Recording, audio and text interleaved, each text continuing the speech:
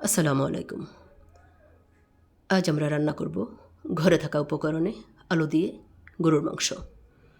এখানে নিয়ে নিলাম 1.5 কেজি গরুর মাংস, আলু, পেঁয়াজ, গরম মশলা, গোটা গরম মশলা, আদা রসুন বাটা, কাঁচামরিচ বাটা,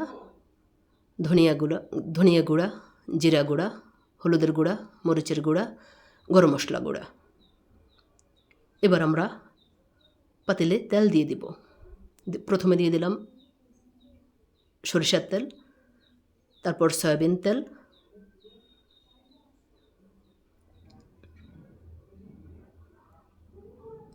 তেল গরম হয়ে গেছে।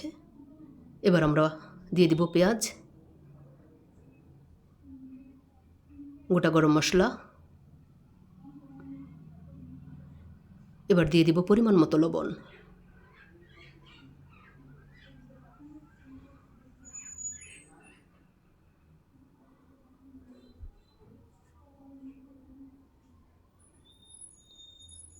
পেঁয়াজ ব্রাউন কালার হয়ে ভাজা হয়ে গেছে। এবার দিয়ে দিব 2 টেবিল চামচ আদা বাটা, 2 টেবিল চামচ রসুন বাটা, 2 টেবিল চামচ কাঁচামরিচ বাটা,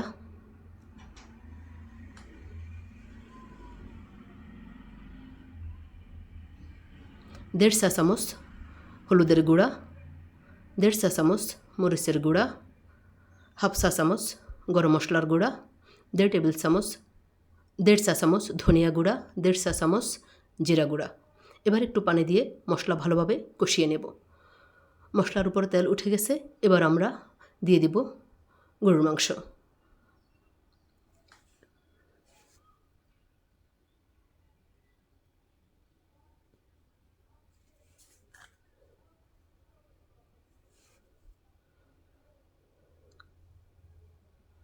মশলার সাথে মাংস মিশিয়ে এবার আমরা ঢাকা দিয়ে দেব।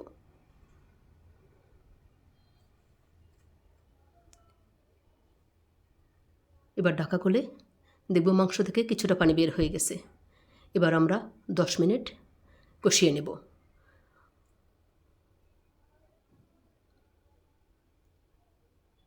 দশ মিনিট কষানো হয়ে গেছে। এবার আমরা আবার ঢাকা দিয়ে মাংস সেদ্ধ করে নেব।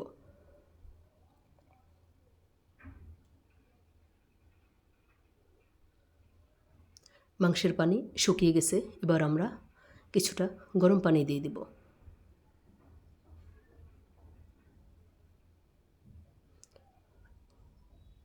আবার ঢাকা দিয়ে মাংস কিছুটা সেদ্ধ করে নেব।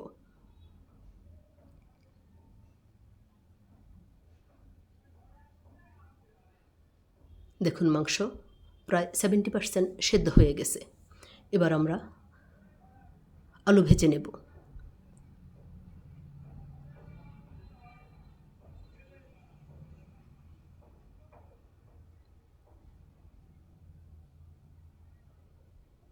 কড়াইতে তেল দিয়ে দিলাম আলু, একটু লবণ, একটু হলুদের গুঁড়া, একটু মরিচের গুঁড়া। এবার আমরা লাল লাল করে আলু ভেজে নেব। আলু ভাজা হয়ে গেছে। এবার মাংসের সাথে আলু মিশিয়ে দেব।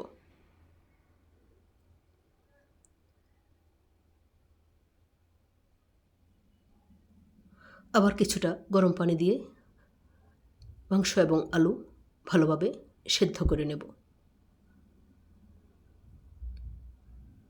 মাংসে ঝাল কিছুটা কম হয়েছে। আমি আবার কিছু কাঁচামরিচ দিয়েছি। আপনারা যারা ঝাল কম খান তারা দেওয়ার প্রয়োজন নেই। ব্যাস, আমাদের মাংস রান্না কমপ্লিট। নামানোর আগে একটু তেলে পেঁয়াজ দিয়ে বাগার দিয়ে নেব আর হালকা একটু গরম মশলা দিয়ে নেব। আমাদের রান্না ডান।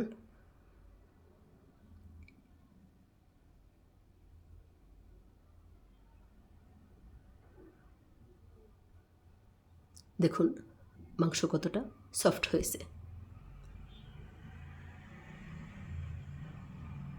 আপনারা এভাবে রান্না করবেন, খেতে অনেক বেশি ভালো লাগবে। ধন্যবাদ সবাইকে। আসসালামু আলাইকুম। ভালো থাকবেন সবাই।